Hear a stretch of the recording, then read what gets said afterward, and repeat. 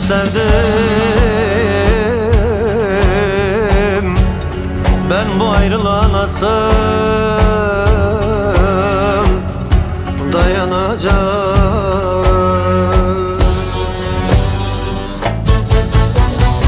Nasıl ayrılacağım?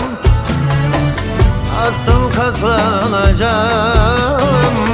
Ben bu ayrılığa nasıl dayanacağım? Nasıl ayrılacağım? Nasıl katlanacağım? Ben bu ayrılığa nasıl dayanacağım?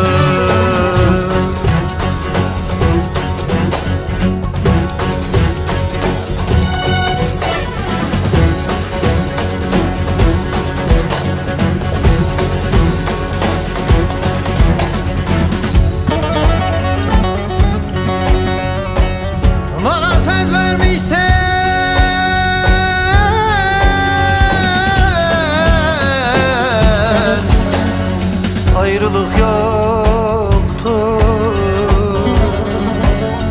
kalbime saplanan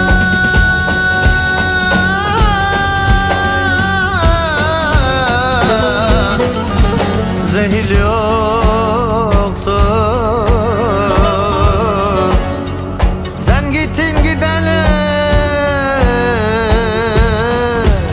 bana ne oldu? Söyle ne oldu? Ben bu ayrılığa nasıl dayanacağım?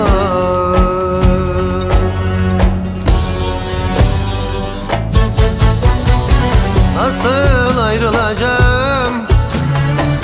Nasıl katlanacağım? Ben bu ayrılığa nasıl dayanacağım? Nasıl ayrılacağım? Nasıl katlanacağım?